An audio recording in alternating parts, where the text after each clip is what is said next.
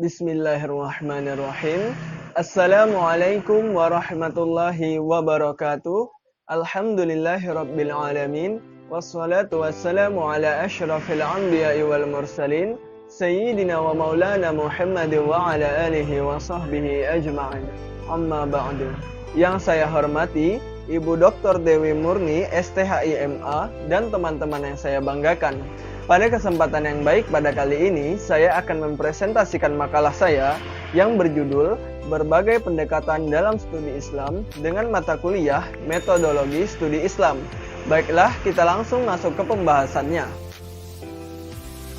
Pendekatan dalam Kamus Besar Bahasa Indonesia memiliki pengertian sebagai usaha dalam rangka aktivitas penelitian untuk mengadakan hubungan dengan orang yang diteliti atau metode-metode untuk mencapai pengertian masalah yang diteliti.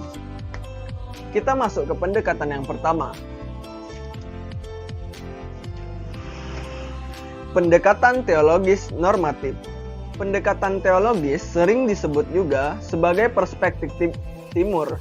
Pendekatan teologis berarti pendekatan kewahyuan atau pendekatan keyakinan peneliti itu sendiri, di mana agama tidak lain merupakan hak prerogatif Tuhan sendiri. Pendekatan teologi dalam pemahaman keagamaan adalah pendekatan yang menekankan pada bentuk forma atau simbol-simbol keagamaan yang masing-masing bentuk forma atau simbol-simbol keagamaan tersebut mengklaim dirinya sebagai yang paling benar, sedangkan yang lain salah. Kesimpulannya, pendekatan teologi ini berkaitan dengan kewahyuan dan pendekatan keyakinan peneliti itu. Pendekatan ini menekankan pada bentuk forma atau simbol-simbol keagamaan. Yang kedua, pendekatan antropologis. Antropologi berasal dari kata anthropos yang berarti manusia dan logos yang berarti ilmu.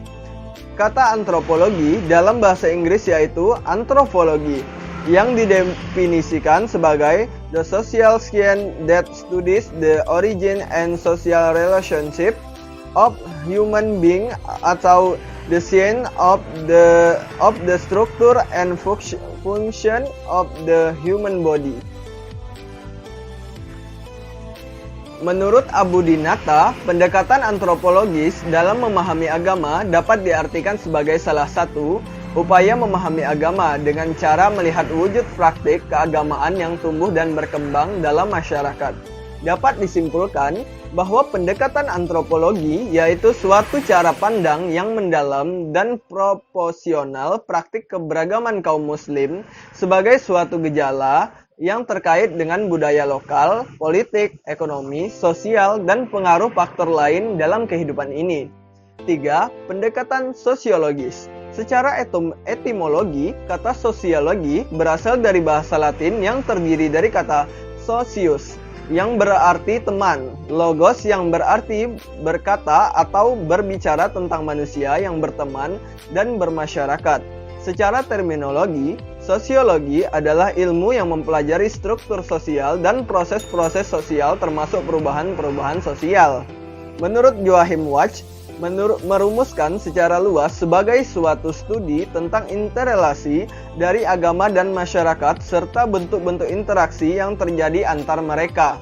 Kesimpulannya, teman-teman, sosiologi dalam pendekatan agama bertugas meneliti tentang bagaimana tata cara masyarakat, kebudayaan, dan pribadi-pribadi mempengaruhi mereka. 4. Pendekatan filosofis. Secara harfiah, kata filsafat berasal dari kata philo, yang berarti cinta kepada kebenaran, ilmu, dan hikmah. Selain itu, filsafat juga dapat berarti mencari hakikat sesuatu, berusaha menautkan sebab dan akibat, serta berusaha menafsirkan pengalaman-pengalaman manusia. Pengertian filsafat yang umumnya digunakan adalah pendapat yang dikemukakan Sidi Ghazalba. Menurutnya, filsafat adalah berpikir secara mendalam, sistematik, radikal, dan universal dalam rangka mencari kebenaran.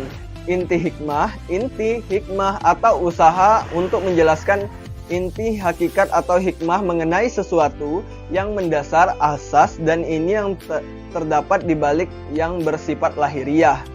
Sedangkan dalam kajian Islam, berpikir filosofis tersebut selanjutnya digunakan dalam memahami agama dengan maksud agar hikmah, hakikat, atau inti yang dicari dari ajaran agama tersebut dapat dimengerti dan dipahami secara seksama. Kesimpulannya, pada pendekatan filosofis ini menggunakan metode memahami agama dengan maksud agar hikmah, hakikat, atau inti dari ajaran sebuah agama dapat dimengerti. Pendekatan historis secara umum dapat dimengerti bahwa pendekatan historis merupakan penelaahan serta sumber-sumber lain yang berisi informasi mengenai masa lampau dan dilaksanakan secara sistematis. Secara sempit, pendekatan historis adalah meninjau suatu permasalahan dari sudut tinjauan sejarah dan menjawab permasalahan serta menganalisisnya dengan menggunakan metode analisis sejarah.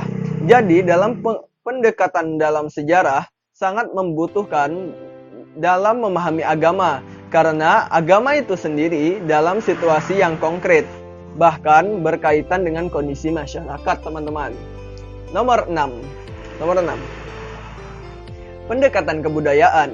Pada waktu kita melihat dan memperlakukan agama sebagai kebudayaan, maka yang kita lihat adalah agama sebagai keyakinan yang hidup yang ada dalam masyarakat manusia, dan bukan agama yang ada dalam teks suci, yaitu dalam kitab suci Al-Quran dan hadis Nabi Shallallahu Alaihi Wasallam. Sebagai sebuah keyakinan yang hidup dalam masyarakat, maka agama menjadi corak lokal, yaitu lokal sesuai dengan kebudayaan dari masyarakat tersebut.